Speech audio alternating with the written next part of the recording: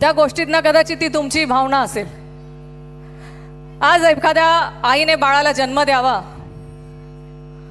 ते बाळ लहानाचं मोठं करावं आणि दिवाळी दसरा उन्हाळ्याच्या सुट्टीमध्ये ते बाळ आत्याच्या घरी, मावशीच्या घरी, नातलगांच्या घरी जातं की नाही? प्रत्येकच आपण मुलांना पाठवतो, बदल व्हावा म्हणून आत्याच्या घरी, मावशीच्या घरी जरा 2-4 दिवस घालवून ये म्हणतो।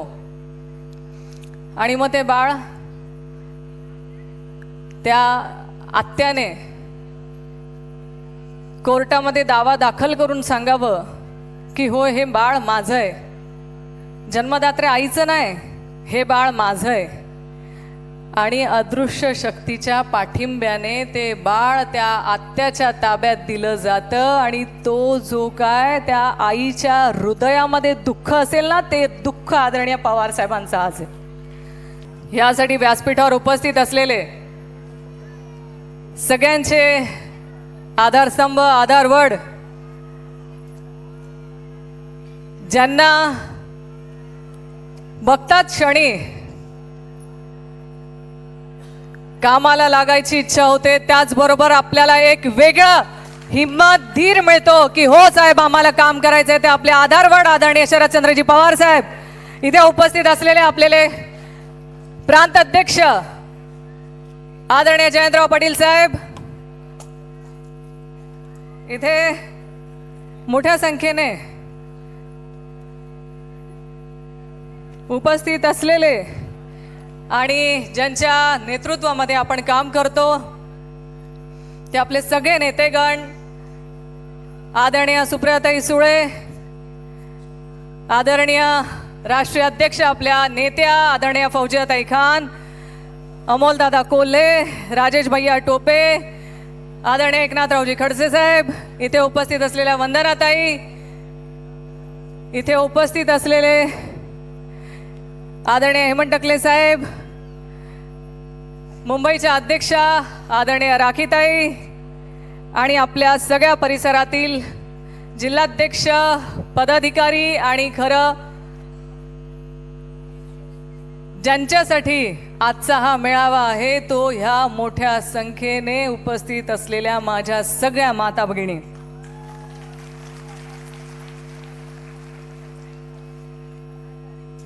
आजचा कार्यक्रम ज्योत निष्ठेची, सावित्रीच्या लेकींची। खरं साहेब, हा महिलांनी, महिलांसाठी, महिलांच्या विनंतीवरून झालेला कार्यक्रम। पक्षाबाबतीत जो काय निर्णय झाला त्या निर्णयानंतर सगळ्या माता भगिनींनी मला, संपूर्ण महाराष्ट्रातल्या माता भगिनींनी मला फोन केला आणि त्यांनी सांगितलं, ताई आम्हाला आदरणीय पवार साहेबांना एकदा भेटायचंय, आम्हाला त्यांना भेटून त्यांना सांगायचंय की ही महाराष्ट्रातल्या ह्या सगळ्या माता भगिनी ज्यांना आपण एक सन्मानाची वागणूक मिळावी, आम्हाला लढायचं जे बळ दिलंय त्यासाठी आम्हाला साहेबांना भेटायचंय आणि साहेबांना विश्वास द्यायचा आहे की काही होऊन जाऊ द्या, आम्ही आपल्या सोबत आहे। आणि यांच्या विनंतीवरून आजचा हा मेळावा आपण इथे आयोजित केला आहे। खरं संपूर्ण महाराष्ट्रातल्या माता भगिनींना साहेबांना भेटायची ओढ लागली आहे, पण या छोट्याशा हॉलमध्ये संपूर्ण महाराष्ट्राच्या माता भगिनी सामावून घेणं शक्य नाही, म्हणून हा फक्त आपल्या MMRDA रिजन पुरताचा हा मेळावा आपण इथे आयोजित केला आहे। आणि ह्याच्यानंतर महाराष्ट्रामध्ये वेगवेगळ्या ठिकाणी आपण महिला मेळावे घेणार आहोत आणि साहेब आपल्याला तिथे भेटायला येणार आहेत। आणि जी तुमची सगळ्यांची इच्छा आहे ना, आपल्याला साहेबांना भेटायचे, ती इच्छा आपली पूर्ण करायची आहे। खरं साहेब, आम्ही सावित्रीच्या लेकी साहेबांच्या सोबत आहोत, कारण केलंय हो, साहेबांनी केलंय म्हणून सोबत आहे। आपल्याला आज सन्मानाने आपण ग्रामपंचायतचं निवडणूक लढवू शकतो, पंचायत समितीला लढवू शकतो, आज आपण जिल्हा परिषदला निवडणूक लढवून जिल्हा परिषदला अध्यक्ष होऊ शकतो। ही देण आहे आदरणीय पवार साहेबांची, सन्मानाने जगता यावं। आज चूल आणि मूल ह्याच्या बाहेर पडून पाण्याच्या दोरीच्या जागी झेंड्याची दोरी दिली आहे ते आदरणीय पवार साहेब. मला सांगा, जर आपल्याला आरक्षणाच्या माध्यमातून लढायची संधी नसती मिळाली तर कशाला आपण 15 ऑगस्टला आणि 26 जानेवारीला ग्रामपंचायतला, जिल्हा परिषदला झेंडा फडकवू शकलो असतो? हा मान कधी महिलांना मिळाला नसता. तो मान दिलाय झेंड्याची दोरी आपल्या माता भगिनींच्या हातामध्ये देण्याचं काम आदरणीय पवार साहेबांनी केलंय. म्हणून अभिमान आहे आम्हाला की आम्ही आदरणीय पवार साहेबांच्या कार्यकर्ते आहोत. खरं प्रत्येकाला गेल्या ह्या 8-15 दिवसामध्ये जे बरेच फोन आले, माझ्यासोबत बऱ्याच माता भगिनींनी चर्चा केल्यावर जे काय पक्षाच्या बाबतीत झालं ते प्रत्येकालाच पटलेलं नाही. साहेब, मला काय महिला रडताना फोनवर रडल्यात, त्यांनी भावनिकपणे काही विषय मांडलेत की साहेब, आम्ही आदरणीय पवार साहेबांच्या पाठीशी, त्यांच्या विचारांना धरून आम्ही ह्या पक्षामध्ये आलो आणि आज गेले कित्येक वर्ष झाले आम्ही साहेबांना समोर बघून आम्ही काम करतोय. मला सांगा, आज एक गोष्ट तुम्हाला सांगते, त्या गोष्टीतनं कदाचित ती तुमची भावना असेल. आज एखाद्या आईने बाळाला जन्म द्यावा, ते बाळ लहानाचं मोठं करावं आणि दिवाळी, दसरा, उन्हाळ्याच्या सुट्टीमध्ये ते बाळ आत्याच्या घरी, मावशीच्या घरी, नातलगांच्या घरी जातं की नाही? प्रत्येकाचं आपण मुलांना पाठवतो, बदल व्हावा म्हणून आत्याच्या घरी, मावशीच्या घरी जरा 2-4 दिवस घालवू नये म्हणतो. आणि मग ते बाळ, त्या आत्याने कोर्टामध्ये दावा दाखल करून सांगावं की होय, हे बाळ माझं आहे, जन्मदात्रे आईचं नाही, हे बाळ माझं आहे. आणि अदृश्य शक्तीच्या पाठिंब्याने ते बाळ त्या आत्याच्या ताब्यात दिलं जातं आणि तो जो काय त्या आईच्या हृदयामध्ये दुःख असेल ना, ते दुःख आदरणीय पवार साहेबांचं आज आहे. पण बोलत नाहीत, ते दुःख तुम्हाला दाखवत नाहीत. हे आपल्याला कळतंय ना, ज्या जन्म देणाऱ्या व्यक्तीच्या जवळून जर आपलं जन्म देणारं बाळ कोणीतरी 2-4 दिवस सांभाळलं म्हणून ते अदृश्य शक्तीच्या माध्यमातून जर दुसऱ्याच्या हातात जाणार असेल तर हे पटतंय का? कुणाला पटत नाही. शेवटी ज्याने घाम गाळला, ज्याने रक्ताचं पाणी करून ते बाळ छोटं लहानाचं मोठं केलं, त्याचा अधिकार आहे ना, हे त्याचा अधिकार आहे. आणि हे प्रत्येक माता भगिनीचं हे म्हणणं आहे. आज ज्योत निष्ठेची या माध्यमातून आपण सगळ्या माता भगिनी इथून ही ज्योत निष्ठेची तेवत ठेवायची आहे. आपल्याला संपूर्ण महाराष्ट्रात आपल्याला जायचंय, चुलीपर्यंत जाऊन जे आज महागाई वाढली आहे, आज जी बेरोजगारी वाढली आहे, हे प्रत्येक महिलेला जाऊन सांगायचंय आणि ही निष्ठेची ज्योत तेवत ठेवायची आहे.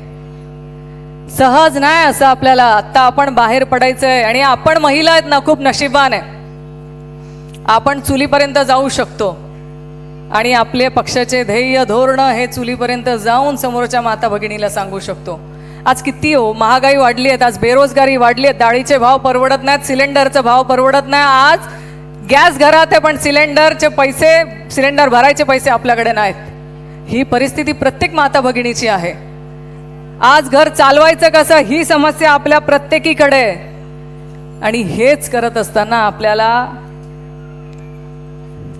आत्ता जे साहेबांनी आपल्यासाठी निर्णय घेतलेत ना, म्हणजे मी खरंच म्हणते, आत्ता साहेबांनी आपल्याकडे एवढ्या गेल्या अनेक वर्षाच्या त्यांच्या राजकीय कार्यकाळात आपल्या प्रत्येकीला एक वेगळं व्यासपीठ दिलंय.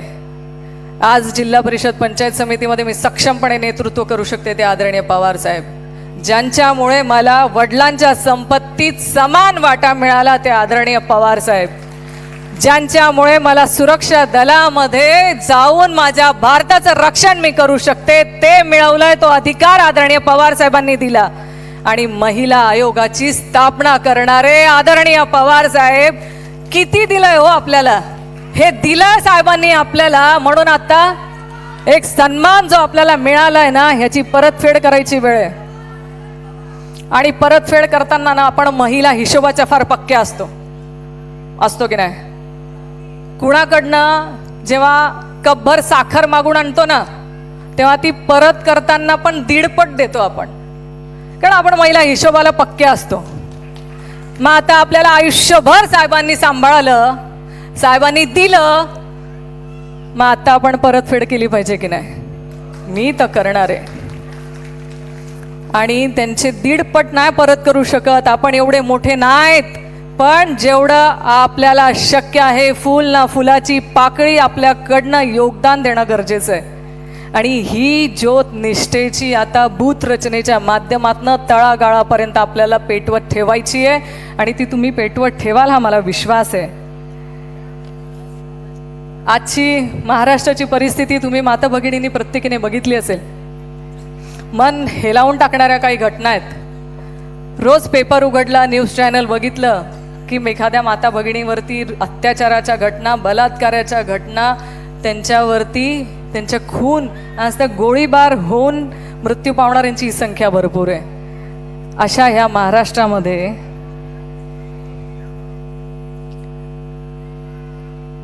आज आपल्याला बदल करायचा आहे. आणि हे करत असताना मला खरंच एकदा असे चिंता वाटत असते. आणि रोज मी विचार करते, रोज ह्याला गोळी मारली, त्याला गोळी मारली, आता गोळी मारून ह्याचा मृत्यू झाला, त्याचा मृत्यू झाला, ह्या महिलेचा बलात्कार झाला, त्या महिलेवरती अत्याचार झाला, ह्या महिलेला उचलून नेलं. ह्या जेव्हा घटना बघतो ना तेव्हा मनात अशी शंका येते, हाच का माझ्या जिजाऊंनी घडवलेला महाराष्ट्र?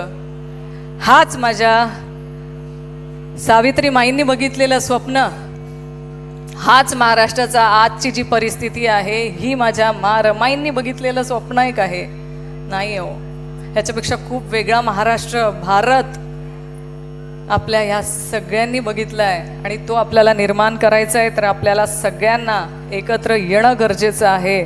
आणि हा बदल मला तुमच्याकडनं अपेक्षित आहे. कारण माता भगिनीने ठरवलं ना, तर आपण दुर्गेचं रूप पण घेऊ शकतो, सरस्वतीचं रूप पण घेऊ शकतो, आणि मा चंडिकेचं पण रूप घेऊ शकतो. महिला भगिनींना कुणी कमी समजू नका. आम्ही ठरवलं ना, तर मा जिजाऊंच्या रूपात आलो तर आम्ही स्वराज्य घडवू शकतो.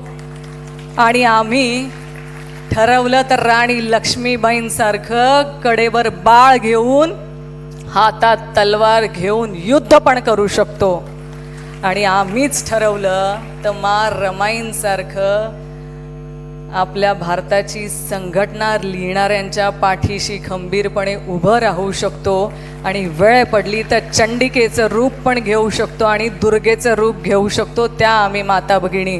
आणि ह्या माता भगिनींकडनं आपल्याला खूप अपेक्षा आहेत. तुम्ही आज मोठ्या संख्येने इथे उपस्थित आहात.